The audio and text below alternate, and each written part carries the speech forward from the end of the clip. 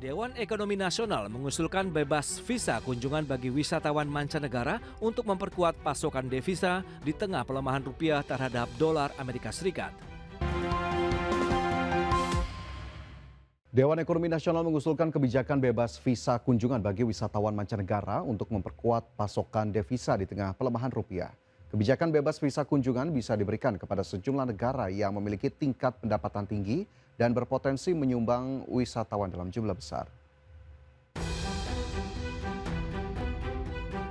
Dewan Ekonomi Nasional mengusulkan bebas visa kunjungan bagi wisatawan mancanegara untuk memperkuat pasokan devisa di tengah pelemahan rupiah terhadap dolar Amerika Serikat. Anggota Dewan Ekonomi Nasional Muhammad Firman Hidayat menilai sektor pariwisata memiliki potensi besar dalam mengantisipasi dampak panjang dari konflik geopolitik. Apalagi jumlah wisatawan asing yang berkunjung ke Indonesia masih tertinggal dibandingkan dengan sejumlah negara di kawasan Asia Tenggara.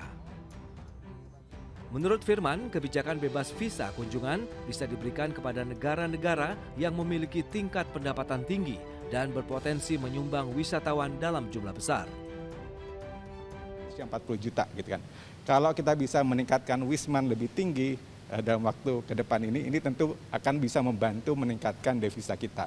Salah satu kebijakan yang sebenarnya tidak butuh anggaran, misalkan kita bisa ngasih bebas visa kunjungan misalkan ke beberapa negara yang emang pendapatannya tinggi dan memang tertarik untuk datang ke Indonesia gitu kan. Dan ini selain sektor pariwisata, Den juga mendorong peningkatan remitansi pekerja migran Indonesia sebagai sumber devisa tambahan. Indonesia diakui masih memiliki ruang untuk meningkatkan pendapatan devisa dari pekerja migran, terutama melalui pengiriman tenaga kerja terampil seperti perawat dan teknisi ke luar negeri. Jakarta, Tim Liputan, IDX Channel. Selanjutnya, pemirsa, Indonesia dan Singapura resmi menyepakati sederet kerjasama ekonomi strategis di 6 sektor, mulai dari investasi, energi hijau, digital hingga pariwisata dan agribisnis, termasuk pembaruan kerjasama Batam Free Trade Zone atau FTZ yang diperluas dari sebelumnya 8 menjadi 22 pulau.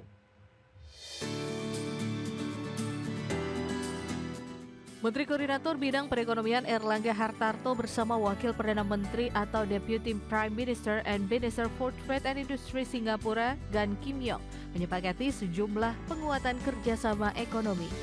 Dalam the 16th Indonesia-Singapore 6 Bilateral Economic Working Groups Ministerial Meeting, Indonesia dan Singapura menyepakati kerjasama Batam Free Trade Zone atau FTZ selain wilayah Batam, Bintan, dan Karimun atau BBK.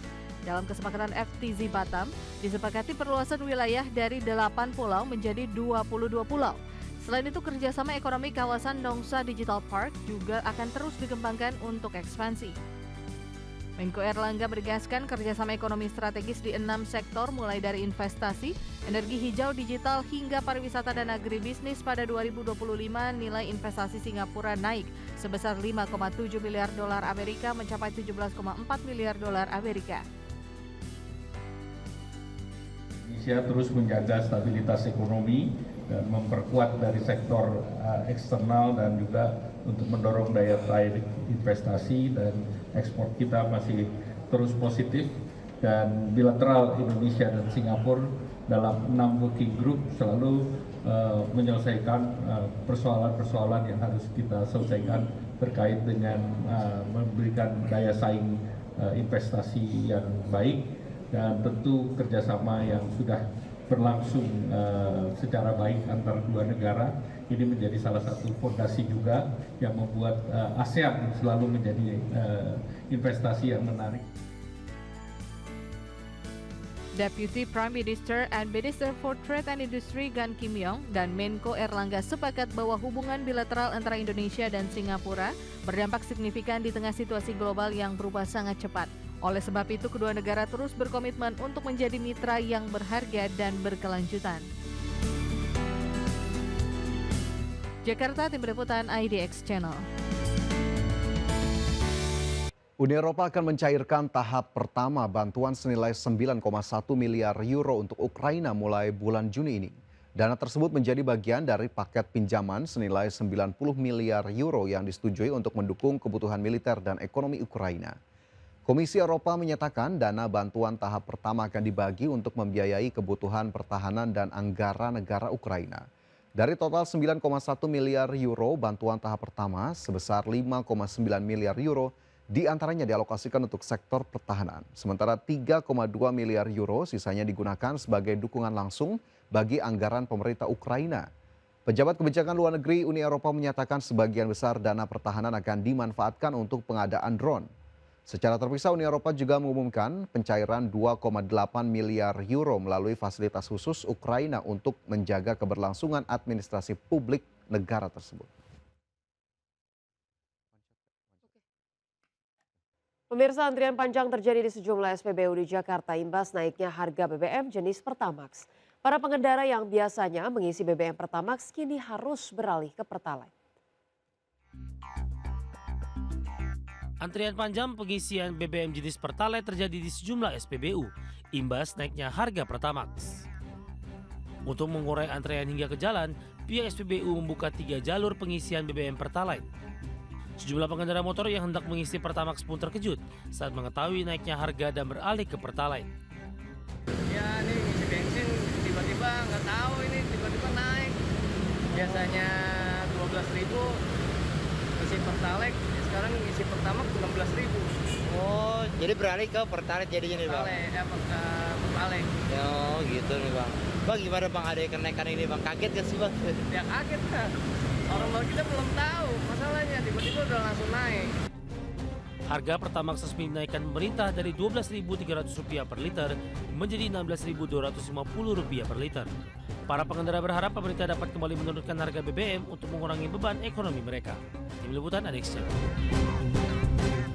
Pemirsa, di tengah ketidakpastian global, Menteri Keuangan Purbaya Yudi Sadewa mengungkapkan perekonomian Indonesia tetap menunjukkan ketahanan yang kuat. Ya, pemerintah optimistis bahwa penguatan sinergi antara kebijakan fiskal, moneter, dan sektor keuangan akan memperkuat stabilitas nilai tukar rupiah. Perkembangan perekonomian global masih dibayangi ketidakpastian meski tekanannya mulai menurun. Di tengah ketidakpastian tersebut, perekonomian Indonesia tetap menunjukkan ketahanan yang kuat. Dalam rapat kerja Komisi 11 DPR RI, Menteri Keuangan Purbaya Yudi Sadewa mengungkapkan pertumbuhan ekonomi pada triwulan 1 2026 mencapai 5,61%, sementara inflasi Mei 2026 tetap terkendali di level 3,08%. Selain itu, neraca perdagangan surplus dengan neraca devisa yang memadai setara 5,6 bulan impor. Di sisi lain, nilai tukar rupiah hingga awal Juni 2026 masih menghadapi tekanan dipicu sentimen global dan risk off di pasar keuangan. Namun pemerintah optimis bahwa penguatan sinergi antara kebijakan fiskal, moneter, dan sektor keuangan akan memperkuat stabilitas nilai tukar.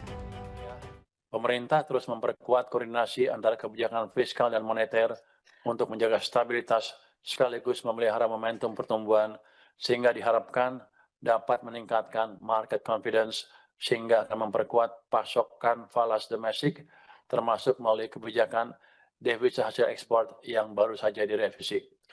Di tahun 2027, konflik geopolitik terutama Iran dan AS dan Israel diperkirakan semakin mereda dan pertumbuhan ekonomi global diperkirakan akan membaik.